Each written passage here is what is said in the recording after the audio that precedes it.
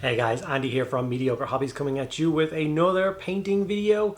This time I'm going to be painting up the beautiful new Lieutenant Titus model from the Space Marine board game, the Target exclusive game that I managed to get my hands on. And yeah, I've been looking forward to getting my hands on this miniature. I built him up yesterday, showed you guys a video on the unboxing of that, and did a little bit of conversion work on him, just tilting his head, nothing crazy, just to mimic his movements a little bit better. And now I'm very much looking forward to painting him. I actually have a very soft spot for painting Ultramarines. I don't have an Ultramarines army. In the future, I think I probably will have an Ultramarines army, but painting Ultramarines for me is actually a really enjoyable process, especially the way that I do them. Slightly different color armor, but I think it suits them really well. I hope you guys are looking forward to seeing what I do in this video. Before I get into it, just a huge thank you to my patrons. You guys are amazing. Without you guys, I could not keep doing this, so thank you so much. If you're interested in getting involved with it, there's a couple of benefits to becoming a member. One is you get access to a private Discord server, and you can get involved with over nearly 300 people now, doing cool hobby and keeping each other motivated and all that kind of stuff. It's a very friendly, warm and inviting place.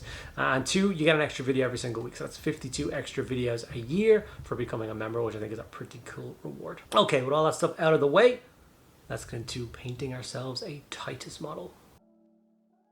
Now, I have seen a lot of comments online about this particular model saying that he's not nice or he's posed quite strangely, and I think with the little repositioning of the head, having him turn and look kind of in the direction of his movement over his pistol, he is looking a lot better. He's in a much more of a striking pose, and I think he looks fantastic. So he is definitely a Space Marine character that I'm very happy to have added to my collection of Marines. So the model was sprayed black, and then I gave it another spray of grey sear, both with rattle cans, just to give me a good place to start with when it comes to contrast paint. When I spray the black, it is a full solid coat, and when we hit the grey, it's not so much a solid coat, it's kind of like a dusting, and it creates nice contrast effect. After that, we're going to start with the first coat of blue across all of the power armor. So for this, we're going to go for the contrast Ultramarines blue. And yeah, basically just paint it all over the armor. I googled the Titus miniature himself and got the original Warhammer community article, which showed me kind of a bunch of different pictures of all the different parts of him that there are. So I had that up on my screen for the entire painting process, so I'd kind of know what bits are supposed to be what color. I did change it up just a tiny bit in relation to his tabard. I didn't like the white tabard, so I'm going to change it up a little bit myself. But one coat of blue, and we are at this stage. Don't worry about any of the blotchiness or anything you see left over. We are going to be layering the blue up later on, but this is the quickest and easiest way to get a base coat of blue down on the miniature. That doesn't involve an airbrush, obviously. Black Templar was then used to undercoat all of the soft sealed and black parts of the miniature. So, like I said, all the soft seals, and basically anywhere that the armor will move, bend, or kind of contract, there will be some of this soft seal stuff. And then obviously the casings on both the bolt pistol and his chainsword will go black as well. From here, we're going to go into Flesh Tear's red. This is for the handle of his chainsword. And I also decided here to do the tabards in red as well. I think red goes with Ultramarines quite well. It's definitely an Ultramarine screaming color, the accent for them. I think that harkens back to the idea of them being based on the Roman legions. And what man doesn't think about the Roman legions pretty much every chance he gets. So an opportunity to incorporate that into the paint scheme is definitely going to be taken. And I definitely think it was the right choice to do, even if you see later on in the paint scheme. The red definitely, I think, accents the blue a lot better than the white did. The white just doesn't do anything for me. Obviously, I did the shoulder icon as well. Quick and easy. Like I said, we are only 3 colors deep, and the model's already starting to look fantastic. Wildwood was then brought in for the other parts that need to be base coated around his waist. So basically, he's got a leather belt that runs around, apart from the belt buckle that stays the power armor blue. And then the Wildwood goes in around the rest of the belt. And then his holster for his bolt pistol, and there's a couple of pouches and stuff on the other side as well that you're going to want to get a coat of the Wildwood on as well. Apart from the bits around his waist, there's actually nothing else that needs to be Wildwood. That may be a little bit of a lie. I think later on I did decide to use Wildwood for the for his hair, but I didn't actually show it on camera. So yeah, if you want to do that, you can do that. Agros Dunes was then brought in for all the parchment parts of the purity seals, and then he has a lot of detail up on his right shoulder pad. With the 3 purity seals there, and then it goes up into the skull and the kind of motif bit that's there. And these were all hit with a coat of the Agros Dunes. Like I said, Captain Titus. He was Captain Titus to me. He's now Lieutenant Titus. He's obviously the main character of the Space Marines video game, and now looking like he's the main character of the next Space Marines video game. So he has a very soft place in my heart, as I loved that game very much. I cannot wait to play the second one. So getting the opportunity to actually build and paint characters like that is just so cool. I've said it before and I will say it again. They need to make more models that are book characters. So things that people have a real tangible connection to, are characters they've read in books or seen in the animated series on Warhammer Plus or whatever. These are the characters that we really want. I need a Cyphus, Kane and Jurgen model. Like, look what happened when Gaunt's Ghost was released. You couldn't get your hands on him for months because he kept selling out. So I think they definitely need to capitalize on that a little bit more. So I think a grander release for Titus will be very cool. I moved over to Retributor Armor Gold and base coated in all the gold parts of this miniature. And this guy actually has quite a lot of gold detail. Like I said, he was a captain, now a lieutenant. Fought with the Death Watch for a number of years. So he has definitely earned his stripes. And there's lots of little details in there to knock in with the gold. And I think this really does help break apart the model. And I definitely like the look and the ostentatiousness of him.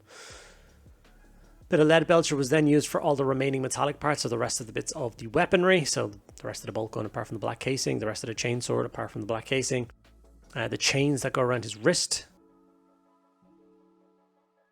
and then there's not really too much else. As a rebar coming out of his base if you care to do that, but yeah, nothing else really is required for the metallic parts. Obviously he has his service studs in his skull, 3 silver dots. But I recommend going back in at the very end of the whole process and just hitting them with 3 dots of silver.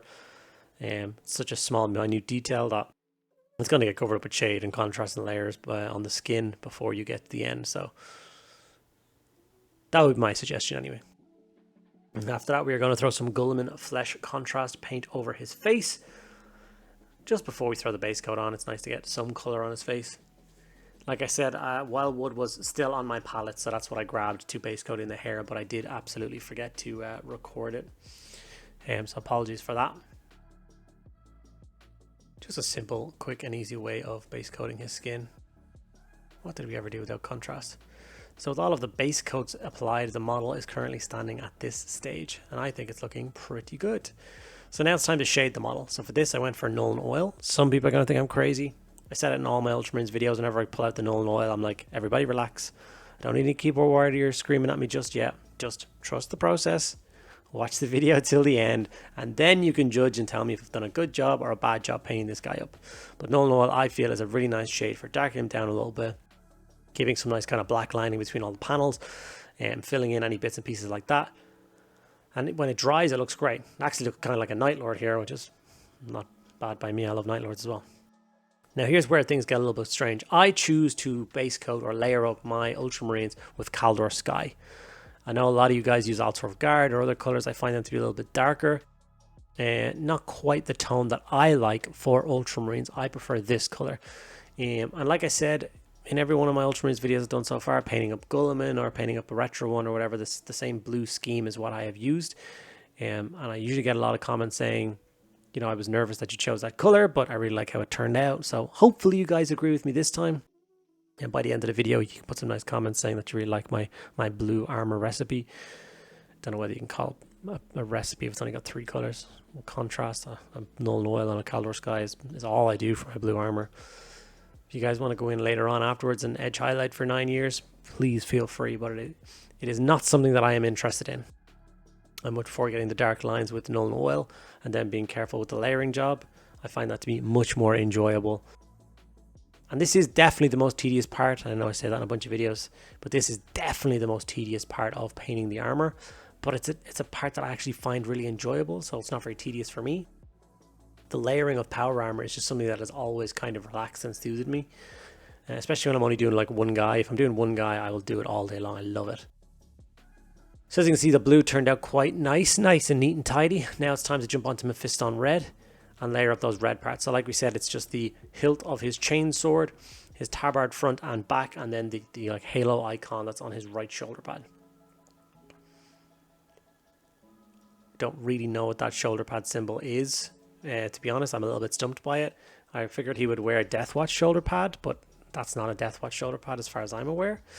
So I don't actually know. If someone could tell me what in the hell the shoulder pad is on his right hand side represents, It's like the Aurora chapter one with a skull in the middle or so. I don't know what it's from. Catachan flesh is then used to highlight all the leather parts. So his belt and his holsters and his pouches and stuff is done with a quick coat of that. And then his hair as well. If you want to go in and quickly highlight the hair. You don't do anything crazy. He doesn't spend a million years in the barbers every morning, so he's all good. Quick highlight is all you need to do.